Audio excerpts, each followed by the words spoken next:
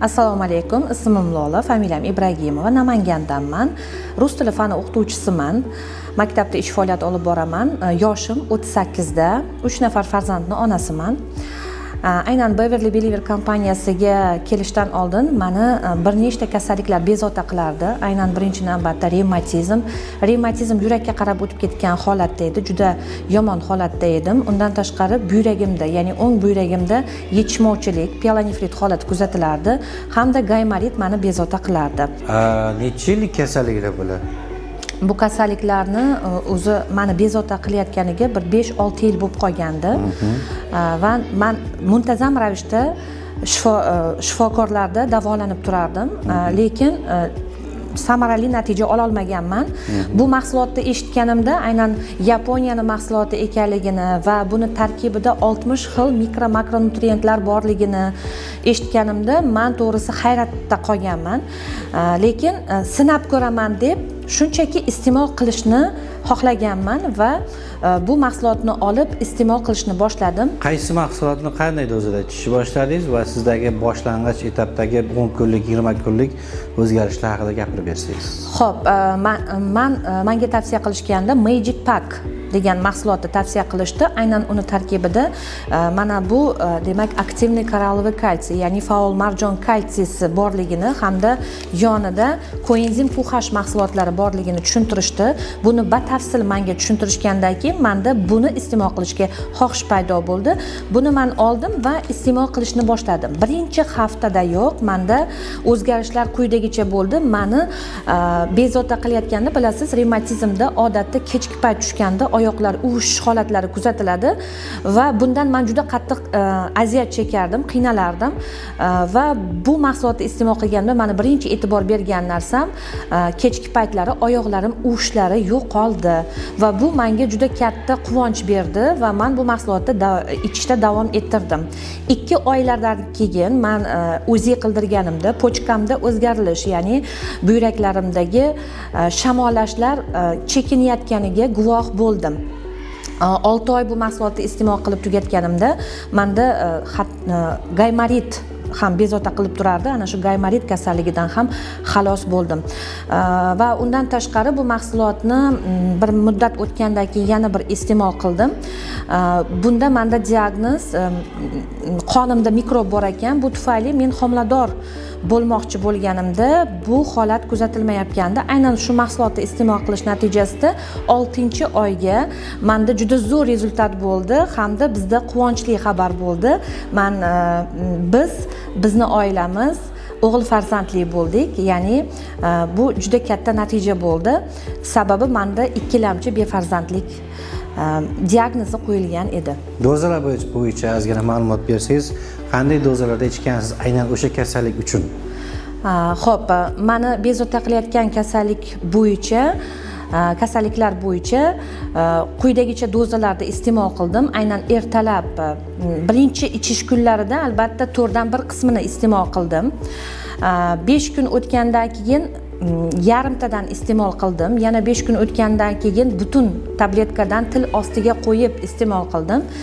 Va yana 15 kundan keyin o'sha ertalab va kechqurungi holatlarda iste'mol qilishni boshladim. Shu tarzda dozani ko'paytirmasdan ham, kamaytirmasdan ham shu tarzda butun 6 oy iste'mol qildim. Bir korobka bilan ikkinchi korobka orasida uzilish bo'ldimi? Albatta, birinchi korobka bilan ikkinchi korobkada juda zo'r natijalar oldim. Undan keyin uzilish 1 yil bo'ldi. 1 yildan keyin menda shunaqa zo'r rezultat. 1 yil davomida sizda o'sha kasalliklar qaytalandimi, takrorlandimi, og'riqlar bo'ldimi?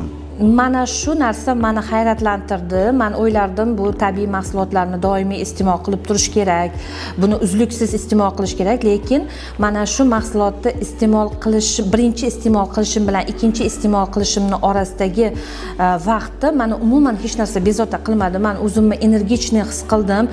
Bu mahsulotni menga tushuntirishganda bu hujayraviy darajada ta'sir qiladigan, organizmni barcha kasalliklarni haydab chiqaradigan hamda energiya beradigan mahsulot deb tushuntirishgandi va bu mahsulotni iste'mol qilganimda xuddi shu energiyani men his qildim va bu menga to'g'risi gap juda katta quvonch baxsh etdi. Sababi bizni oilamizga mana shu mahsulot tufayli tinchlik ham kirib keldi desak ham bo'ladi. Sababi bu kasallik bilan kasalliklar bilan oila a'zolarimiz ham aziyat chekardi. Sababi men kasal bo'lsam, bu albatta oilaga ta'sir qiladi.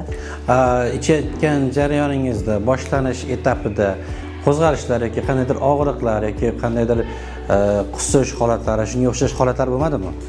Yo'q, bunday holatlar bo'lmadi. Menda kuzatilgan narsa ko'proq buni ogohlantirishganda, ya'ni bu ko'proq peshob bilan bog'liq bo'ladi deyishganda, haqiqatan ham bu narsa menda kuzatildi. Aynan shu mahsulotni iste'mol qilish natijasida kasallik nimadir yo'l bilan chiqib ketish kerak deyishgandi. Albatta mana shu yo'l bilan albatta juda zo'r natija oldik. Shu yo'l bilan shu bezovta qildi. Ozgina yuragimda sanchishlar kuzatildi, lekin bu unaqa uzoqqa cho'zilmadi. 1-2 kunda bu sanchishlar yo'q bo'ldi va shu bilan umuman bezovta qilgani yo'q. Men o'zimni energichniy his hozir to'liq ichyapsiz, hozir to'liq sog'lomsiz. Men o'zimni to'liq sog'lom deb bilaman, lekin bu holatda ham baribir bu mahsulotni iste'mol qilib turaman. Sababi har doim aytishadi, onaman, o'qituvchiman, kompaniyada ish faoliyati olib boraman va men sog'lom bo'lishim kerak, energichniy bo'lishim kerak. Har doim formada bo'lishim uchun ham bu mahsulotlar doim meni ratsionimda ishtirok etadi. Homilador bo'lish paytida ichgansiz. Endi bu mahsulotni homilador bo'lgandan keyin ham ichsa bo'ladimi? O'zi bu mahsulotni necha yoshdan necha yoshga bersa bo'ladi deb savol berishgan. Albatta, homilador bo'lganimdan keyin ham bu mahsulotni aynan demak aktivniy koralloviy kalsiysini to'xtatmadim, bunisini to'xtatdim iste'mol qilishda. Aynan bola uchun juda ham minerallar kerak ekanligini tushunganimdan keyin nafaqat homiladorlikkacha bo'lgan periodda, balki homiladorlik paytida ham bu mahsulotni kuniga bittadan iste'mol qilib turdim. Chunki bolaga ham buni berishim kerak deb, hamda tug'ruqdan keyingi holatda ham o'zimni reabilitatsiyam uchun, o'zimni tiklab olishim uchun ham bu mahsulotni muntazam ravishda iste'mol qilib turdim. Buni natijasida sut orqali ham bolaga yetarli darajada minerallar yetib bordi. Rahmat, natijalar bo'yicha tabriklayman. Yana aytar so'zlaringiz bo'lsa, sizni kuzatayotgan insonlarga gaplaringiz bo'lsa, minnatdorchiligingiz bo'lsa, buni aytishingiz mumkin. Xo'p, demak, bu mahsulotni kimdir sizga tavsiya qilgan bo'lsa, demak siz omadli inson ekansiz deb aytaman. Azizlar, bu mahsulot mineralniy kompleks hisoblanadi. Bu mineralniy kompleks har bitta insonning organizmiga kerakli bo'lgan minerallar to'plamidir. Kunlik ratsionda siz yeya olmayotgan, siz organizmga yetkazib bera olmayotgan minerallarni aynan mana shu mahsulotni tarkibida topa olishingiz mumkin. Va bugun 21-asrda biz minerallarga tanqis bo'lgan davrda yashayotganimizda eng sifatli, eng ishonchli bo'lgan mahsulotni iste'mol qilishni barchangizga tavsiya qilaman. Sababi faqat men emas, balki atrofimdagi barcha insonlar mana shu mahsulotni iste'mol qilib juda ko'plab natijalarni olishmoqda va sizlarda ham xuddi shunday siz kutgan natijalar bo'lishiga men 100% ishonaman. Aynan Yaponiyaning eng noyob bo'lgan ushbu mahsuloti sizni salomatligingizning garovidir.